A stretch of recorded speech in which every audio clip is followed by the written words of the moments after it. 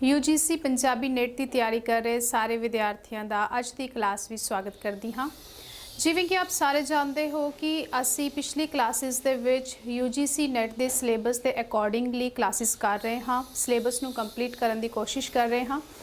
अज की class which unit 1 दे विच जो सब टॉपिक है साहित्य के रूप, उन्हां दे अंडर जो वख-वख साहित्य के रूप आपां कीते ने, कहानी, नॉवल, काफ़ी, एक साहित्य का रूप होर जिसनों मध्यकालीन साहित्य का रूप कहा जाता है, टीका अते पर्चियां। ये दोनों सब टॉपिक अज की क्लास विच करांगे। ये यूनिट 1 दे सब टॉपिक साहित्य के रूप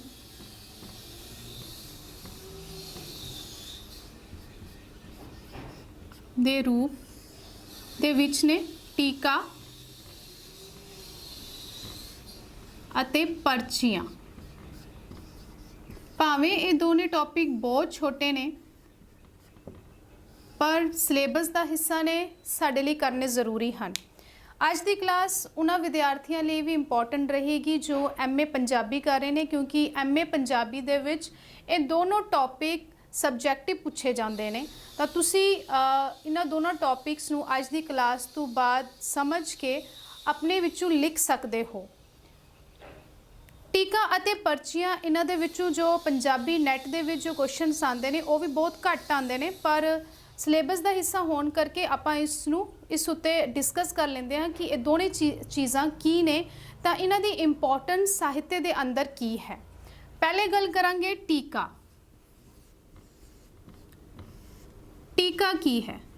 टीका भारतीय परंपरा का जो हिस्सा है, प्राचीन भारतीय परंपरा का हिस्सा रह चुकिया है और काफ़ी इंपॉर्टेंस रखता है। जेकर असी साहित्य की गल करिए तो ये प्राचीन भारतीय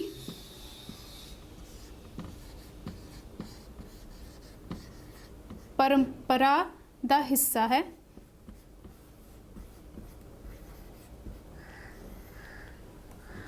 दूजा, जेकर असी इसके शाब्दिक अर्थ करने होन कि इसके शाब्दिक अर्थ की ने, तो टीका जो है ये संस्कृत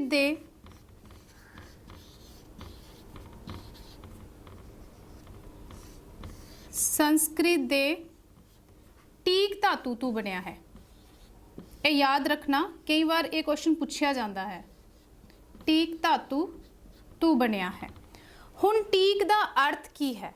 टीक का अर्थ है व्याख्या करना, किसी चीज़ की एक्सप्लेनेशन करना, व्याख्या करना,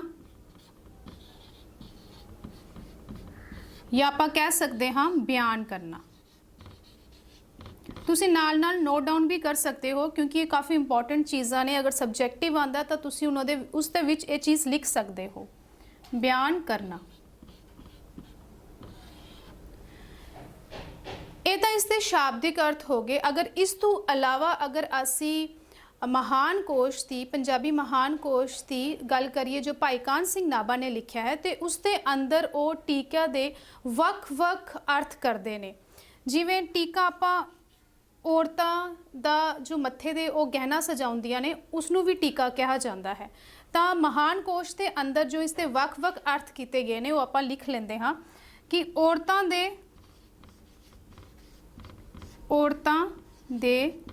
मत्थे दा गहना,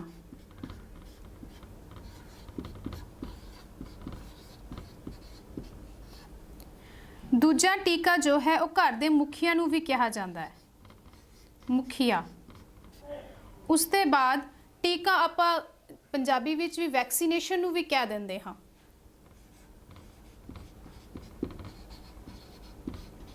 वैक्सीनेशन। उसके बाद टीका तिलक नूं भी कहा जाता है, जिवें कि आपां प्राचीन परंपरा दे विच देखते हाँ, भारतीय परंपरा दे विच देखते हाँ। जेकर कोई किसी अच्छे कारज लिए जाता है या कोई जित प्राप्त करके आता है या कोई भी अच्छा कारज करके आता है, तो उसके मत्थे दे जो है वो तिलक की रस्म की जाती है। तो टीका तिलक नूं भी कहा जाता है,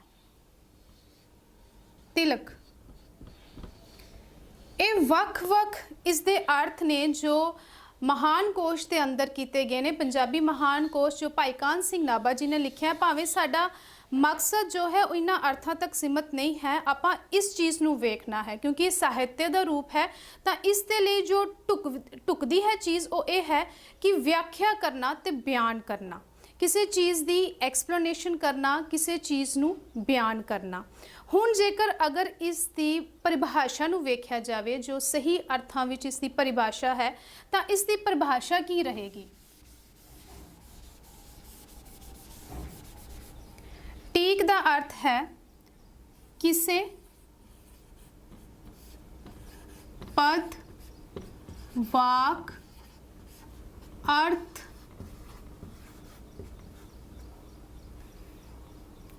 ਪਰਤ ਵਾਕ ਦੇ ਅਰਥਾਂ ਨੂੰ ਸਪਸ਼ਟ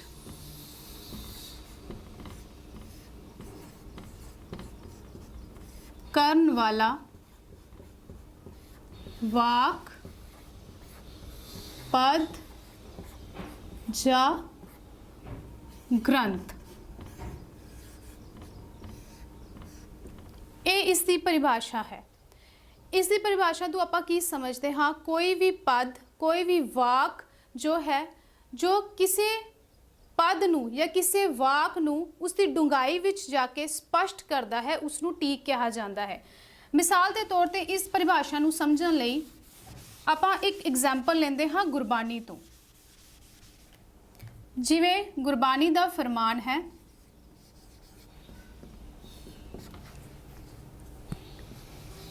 ਰੰਗ ਮਾਨ ਲੈ ਪਿਆਰਿਆ।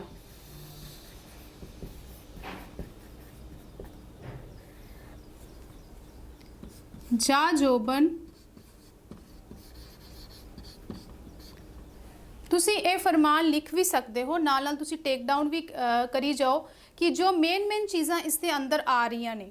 ਰੰਗ ਮਾਨ ਲੈ ਪਿਆਰਿਆ, ਜਾ ਜੋਬਨ ਨਾਉ ਹੁਲਾ।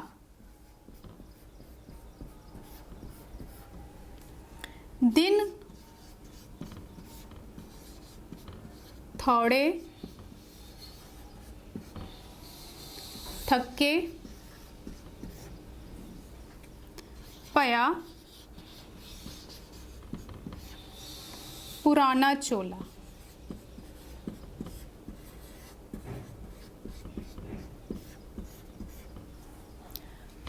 ਹੁਣ ਆਪਾਂ ਟੀਕੇ ਦੀ ਪਰਿਭਾਸ਼ਾ ਨੂੰ ਸਮਝਦੇ ਹਾਂ।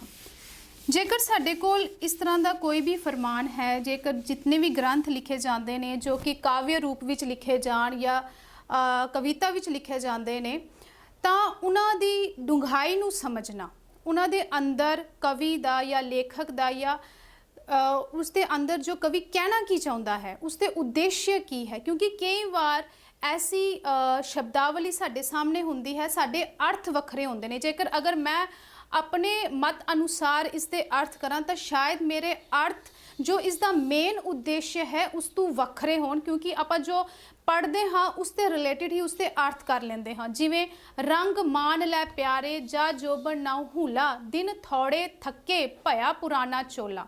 ਹੁਣ ਇਸ ਦੇ ਜੇਕਰ ਸ਼ਾਬਦਿਕ ਅਰਥ ਕਰਨੇ ਹੋਣ ਤਾਂ ਆਪਾਂ ਅਗਰ ਆਪਣੀ ਮਤ ਅਨੁਸਾਰ ਕਰਨੇ ਹੋਣ ਤਾਂ ਮੈਂ ਇਸ ਤੇ ਸਮਝਾਂਗੀ ਕਿ ਇਸ ਦਾ ਮਤਲਬ ਹੈ ਈਟ ਡਰਿੰਕ ਐਂਡ ਮੈਰੀ, ਕਿ ਜਿੰਨੀ ਜ਼ਿੰਦਗੀ ਮਿਲੀ ਹੈ ਉਸ ਦੇ ਵਿੱਚ ਆਪਾਂ ਆਨੰਦ ਲੈ ਲਈਏ ਕਿਉਂਕਿ ਜ਼ਿੰਦਗੀ ਥੋੜੀ ਰਹਿ ਗਈ ਹੈ।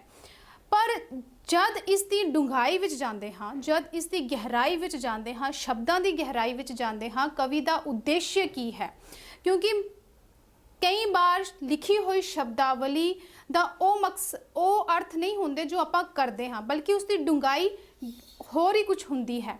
ਤਾਂ ਟੀਕਾਕਾਰ ਜੋ ਹੈ ਉਹ ਵਾਕ ਦੇ ਗਹਿਰਾਈ ਵਿੱਚ ਜਾ ਕੇ ਉਸ ਦੇ ਭਾਵ ਮੰਡਲ ਵਿੱਚ ਪ੍ਰਵੇਸ਼ ਕਰਕੇ ਵਾਕਾਂ ਦੀ ਜੋ ਗਹਿਰਾਈ ਹੈ ਉਸ ਨੂੰ ਸਮਝ ਕੇ ਉਹਨਾਂ ਦੇ ਅਰਥ ਕਰਦਾ ਹੈ, ਉਸ ਨੂੰ ਬਿਆਨ ਕਰਦਾ ਹੈ।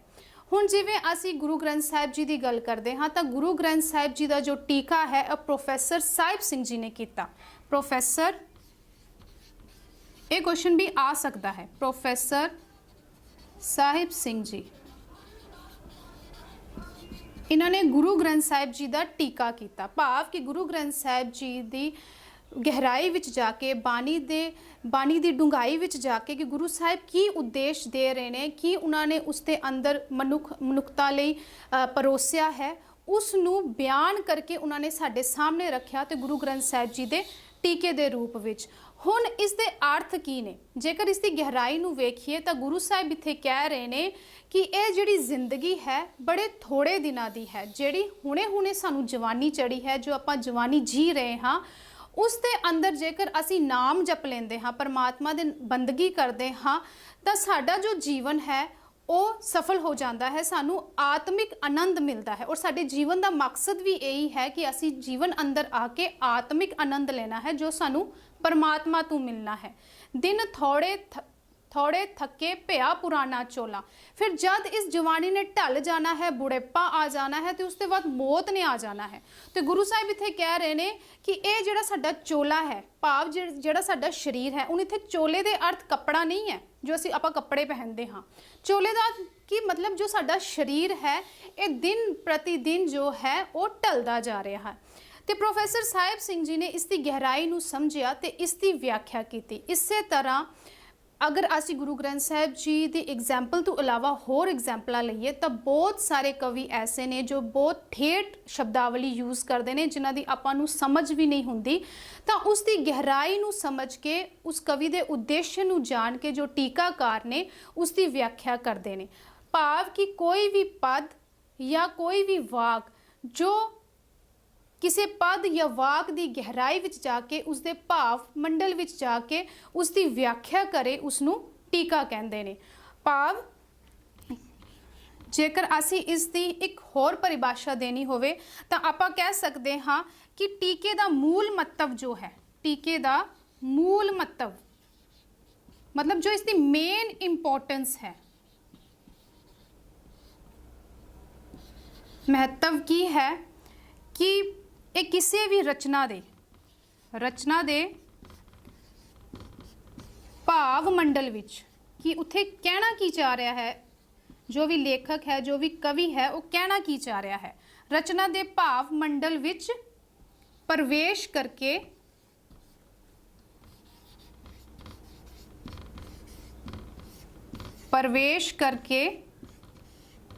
ਉਸ ਦਾ ਗਿਆਨ ਪ੍ਰਾਪਤ ਕਰਕੇ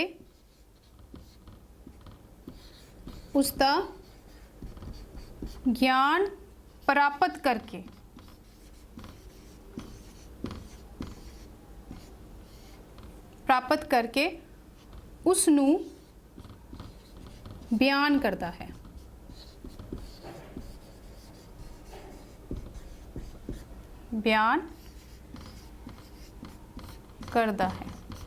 ਟੀਕੇ ਦਾ ਜੋ ਮੂਲ ਮਹੱਤਵ ਹੈ, ਜੋ ਉਸ ਦੀ ਇੰਪੋਰਟੈਂਸ ਹੈ, ਉਹ ਇਹੀ ਹੈ ਕਿ ਕੋਈ ਵੀ ਰਚਨਾ ਹੈ, ਭਾਵੇਂ ਉਹ ਸਾਹਿਤਿਕ ਪਹਿਲੂ ਤੋਂ ਲੈ ਕੇ ਹੈ ਜਾਂ ਅਧਿਆਤਮਿਕ ਪਹਿਲੂ ਤੋਂ ਲੈ ਕੇ ਹੈ, ਕੋਈ ਵੀ ਰਚਨਾ ਹੈ ਉਸ ਦੇ ਭਾਵ ਮੰਡਲ ਵਿੱਚ ਜਾ ਕੇ, ਉਸ ਦੀ ਗਹਿਰਾਈ ਵਿੱਚ ਜਾ ਕੇ, ਉਸ ਦਾ ਗਿਆਨ ਹਾਸਲ ਕਰਕੇ ਉਸ ਨੂੰ ਐਕਸਪਲੇਨ ਕਰਨਾ, ਉਸੇ ਚੀਜ਼ ਨੂੰ ਟੀਕਾ ਕਿਹਾ ਜਾਂਦਾ ਹੈ।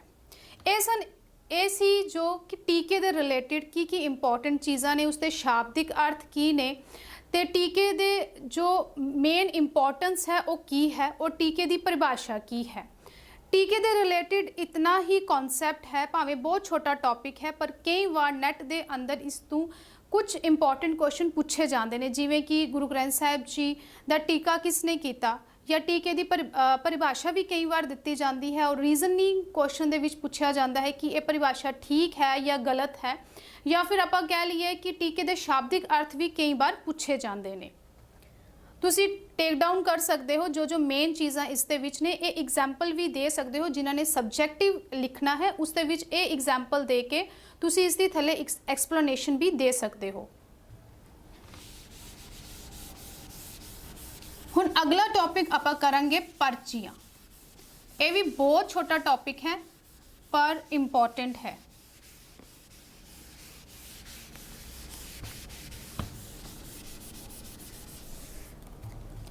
ਨੈਕਸਟ ਟੌਪਿਕ ਹੈ ਸਾਡਾ ਪਰਚੀਆਂ।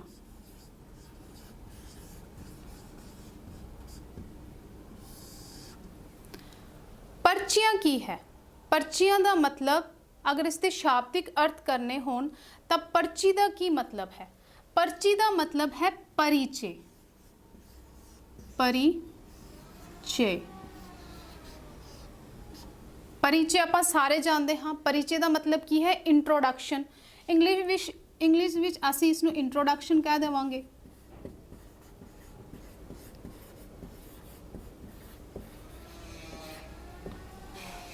भावें इत्थे पर्चियां दे रिलेटेड इंट्रोडक्शन निजी नहीं है, आपां अगे इसकी गल करांगे। पर्चियां का मतलब, अगर पर्चियां का मतलब परिचय, इसका शाब्दिक अर्थ परिचय। परिचय का मतलब जान पहचान। जान पहचान।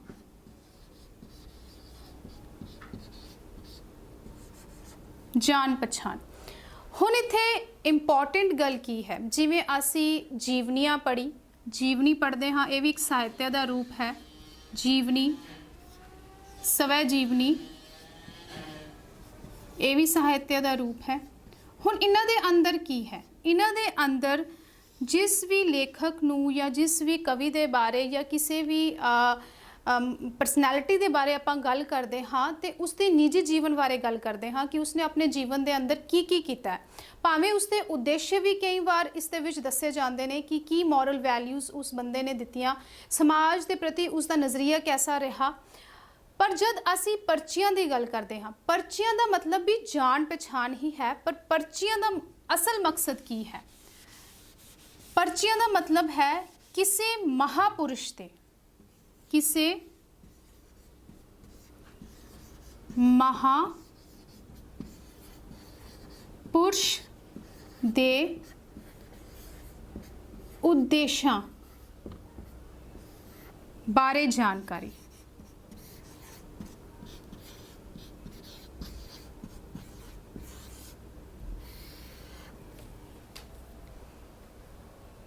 इत्थे की है? इत्थे कोई महान पुरुष है। पर्चियां का मतलब कि किसी महान पुरुष ने समाज के अंदर, भावें वो अध्यात्मिक खेत्र नाल उसका संबंध है, उस खेत्र दे विच उस महापुरुष ने उद्देश्य के दिते, की उद्देश्य रहे जिसने समाज नूं परिवर्तन की तरफ तोरिया या समाज के अंदर वड्डी तब्दीलियां लियाउंदियां। किसी भी महापुरुष के उद्देश्यों बारे जानकारी सानू जो है वो पर्चियां दे अंदर मिलती है।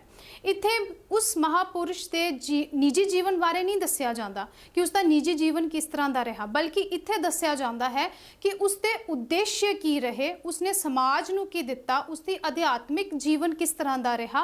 ये सारियां गल्लां जो ने वो पर्चियां दे अंदर दसियां जांदियां ने।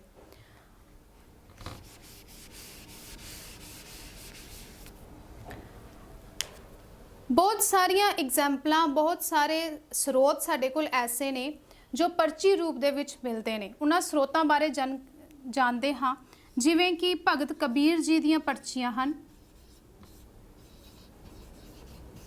भगत कबीर जी दीयां पर्चियां, सेवादास दीयां, ये एग्जाम्पल ने, ये साडे कोल स्रोत ने जो पर्चियां दे रिलेटिड ने। पर्चियां सेवादास दियां, उसके बाद पर्चियां गुरु गोबिंद सिंह जी दियां। पर्चियां गुरु गोबिंद सिंह जी दियां।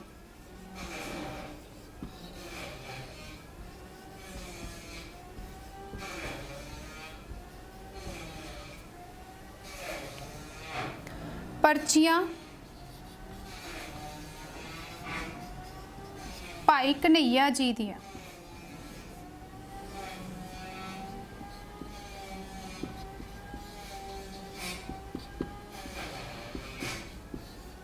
ये वख-वख स्रोत ने जो पर्चियां रूप दे विच सानू पंजाबी साहित्य के अंदर मिलते हैं।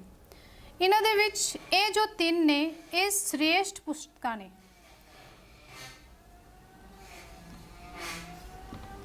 श्रेष्ठ पुस्तकां हन। पर्चियां सेवादास दियां, पर्चियां गुरु गोबिंद सिंह जी दियां, पर्चियां भाई कन्हैया जी दियां, ये तीन मेन इंपॉर्टेंट स्रोत ने। इस तो अलावा भगत कबीर जी दियां पर्चियां आउंदियां ने, सूफी दियां पर्चियां साडे कोल हन।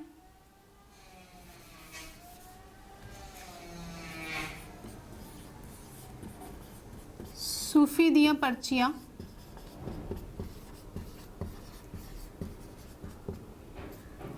भगत धन्ना जी दी पर्चियां भी मिलदियां ने।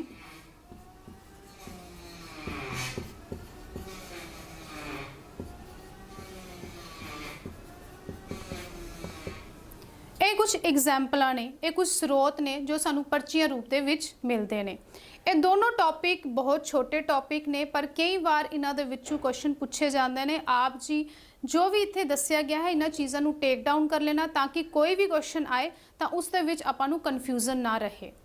ਅੱਜ ਦੀ ਕਲਾਸ ਵਿੱਚ ਇੰਨਾ ਹੀ। ਅਗਲੀ ਵਾਰ ਇੱਕ ਹੋਰ ਕਨਸੈਪਟ ਦੇ ਨਾਲ, ਇੱਕ ਹੋਰ ਟੌਪਿਕ ਦੇ ਨਾਲ ਅਗਲੀ ਕਲਾਸ ਦੀ ਸ਼ੁਰੂਆਤ ਕਰਾਂਗੇ। ਧੰਨਵਾਦ।